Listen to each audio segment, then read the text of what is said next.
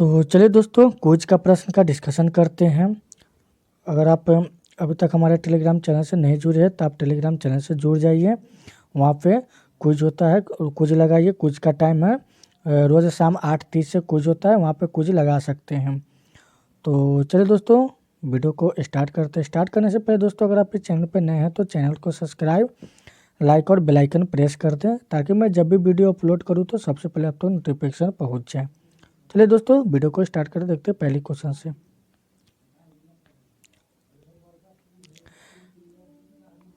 पहली क्वेश्चन है कि परमाणु क्रमांक 57 वाला तत्व संबंध रखता है। परमाणु क्रमांक 57 वाला तत्व संबंध रखता है तो किससे संबंध रखता है? तो डी ब्लॉक से रखता है। किससे रखता है? डी ब्लॉक से रखता है। चलिए अगले प्रश्न को देखते हैं। अगली प्रश्न है कि समूह डैश में निष्कर्षीय गैस होती है। समूह डैश में निष्कर्षीय गैस होती है तो किस में होती है? तो 18 में होती है। किस में फ्रेंड होती है? 18 में होती है। चलिए अगले प्रश्न को देखते हैं। अगली प्रश्न है कि राज्यसभा सदस्यों का कार्यकाल कितना दिन होता है? राज्यसभा सदस्यों का कार्यकाल होता है तो कितने दिनों का होता है? तो 6 वर्ष का होता है। कितने दिनों का होता है? 6 वर्ष का होता है। अगली प्रश्न है कि राम सेतु निम्नलिखित में से कहाँ पर स्थित है? राम सेतु निम्नलिखित में से कहाँ पर स्थित है? तो स्थित है पाक जल डमरू मध्य में है। कहाँ है? पाक जल डमरू मध्य में है राम सेतु स्थित है। चलिए अगले प्रश्न को देखते हैं। अगली प्रश्न है कि किसी परमाणु का उप परमाणु का नहीं है। किसी परमाणु का उप परमाणु का नहीं है तो किसका नहीं है? तो यह है जिनॉन का। किसका फ्रेंड? जिनॉन का परमाणु का उप परमाणु नहीं है। चलिए अगले प्रश्न को देखते हैं। अगले प्रश्न है कि लिटमस विलियन डैश से निष्कासित किया जाता है। लिटमस विलियन डैश से निष्कासित किया जाता है तो किससे निष्कासित किया जाता है? तो लाइकेन से किया जाता है। किससे किया जाता है? लाइकेन से लिटमस विलियन को निष्कासित किया जाता है। चलिए अगले प्रश्न को देखते हैं। अगली प्रश्न है कि कार्य का मात्रक है। कार्य का मात्रक है तो कार्य का क्या मात्रक है? तो न्यूटन है। क्या है? न्यूटन है। कार्य का मात्रक क्या होता है? तो न्यूटन है। चलिए अगले प्रश्न को देखते हैं।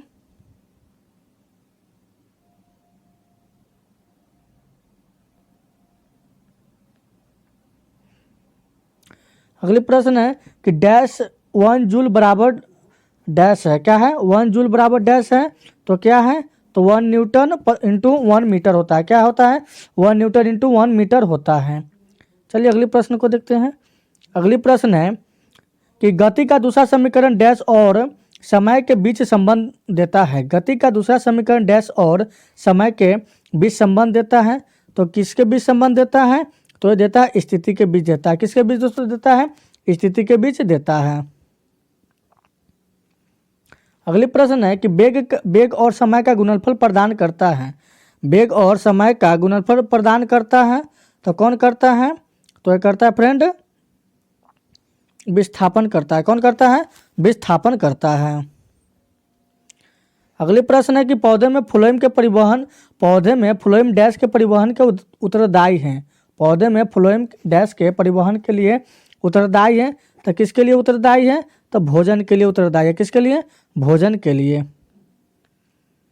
अगली प्रश्न है कि अली कुली सलीम और आबू तालिब कलीम डैश के शासनकाल के दौरान महत्वपूर्ण कवि थे तो किसके शासनकाल महत्वपूर्ण कवि थे? तो ये थे फ्रेंड एक सेकंड, शाहजहां। किसके शासनकाल के महत्वपूर्ण कवि थे?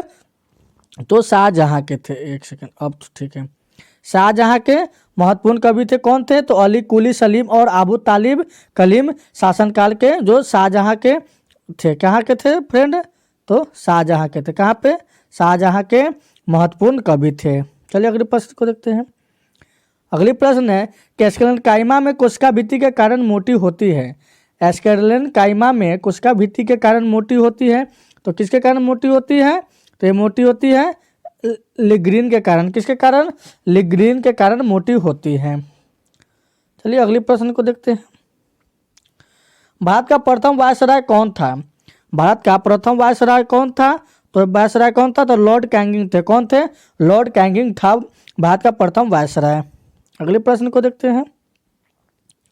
अगले प्रश्न की ब्रिटिश सरकार ने कुख्यात रौलेट अधिनियम कब पारित किया था? इस अधिनियम में बिना मुकदमे पर राजनीतिक नज़रबंदी की अनुमति दी गई थी। तो इसका सही जवाब क्या हो जाएगा? तो इसका सही जवाब क्या होगा? 1919 हो जाएगा। क्या होगा? 1919 हो जाएगा। चलिए फ्रेंड अगली क्वेश्चन को देखते हैं। अगली प्रश्न है कि किसी वस्तु को एक निश्चित ऊंचाई से भूमि पर गिराया जाता है, जब यह भूमि को छूती है तो इसमें होगी, क्या होगी? तो इसमें क्या होगी फ्रेंड? गति ऊर्जा होगी। क्या होगी? गति ऊर्जा होगी। निम्नलिखित में से कौन सा यौगिक में क्रिस्टलीकरण का पानी नहीं है? निम्नलिखित में से कौन सा यौगिक में क्रिस्टलीकरण का पानी नहीं है? तो किसमें पानी नहीं है? तो बेकिंग सोडा में नहीं है। किसमें नहीं है? बेकिंग सोडा में नहीं है। अगले प्रश्न है कि परमाणु संख्या के आधार पर तत्वों का वर्गीकृत किसने किया है? परमाणु संख्या के आधार पर तत्वों का वर्गीकरण किसने किया है? तो किसने किया है? तो मोसले ने किया। किसने किया फ्रेंड? मोसले ने किया है। अगली प्रश्न देखते हैं। निम्न में से कौन सा सरल अस्थायी उत्तक नहीं है? निम्न में से कौन सा सरल अस्थायी उत्तक नहीं है? तो जाइलम नहीं है। कौन सा नहीं है?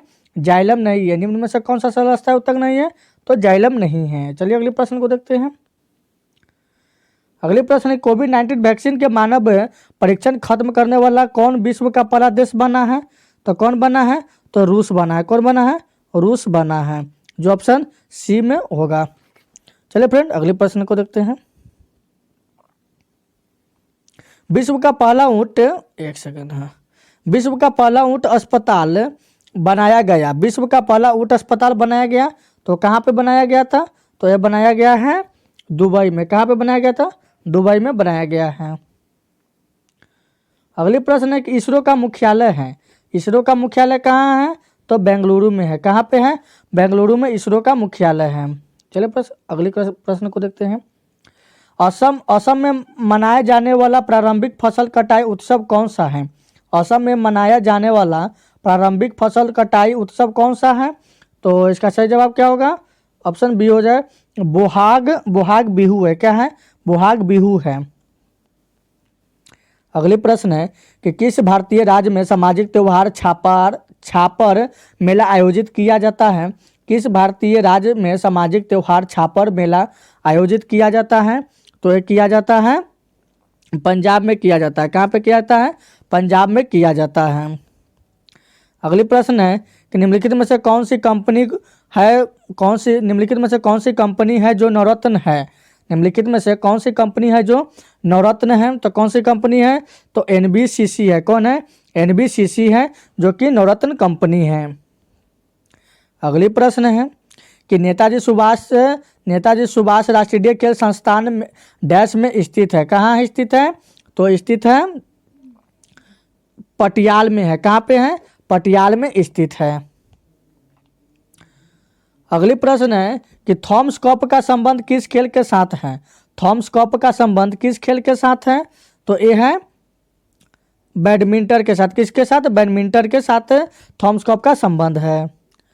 अगले प्रश्न देखते हैं कि इंटरनेट में महत्वपूर्ण प्रोटोकॉल है। इंटरनेट में महत्वपूर्ण प्रोटोकॉल कौन है? तो TCP/IP है। क्या है? TCP/IP है। अगली प्रश्न देखते हैं। अगली प्रश्न है कि ई कॉमर्स कंपनियों को क्या सुविधा प्रदान करती है? ई कॉमर्स कंपनियां को क्या सुविधा प्रदान करती हैं? तो ये करती है इंटरनेट के माध्यम से बिजनेस करना। क्या? इंटरनेट के माध्यम से बिजनेस करना ये कंपनियां जो सुविधा प्रदान करती हैं। अगली प्रश्न देखते हैं। मदरबोर्ड कहा जाता है। मदरबोर्ड किसे कहा जाता है? तो मदरबोर्ड कहा जाता है PCB को कहा जाता है। किसे कहा जाता है? PCB को मदरबोर्ड कहा जाता है। तो चलिए दोस्तों आज के क्वेश्चन यहीं पे समाप्त होती है। अगर वीडियो अच्छा लगे तो लाइक और शेयर कर दीजिएगा।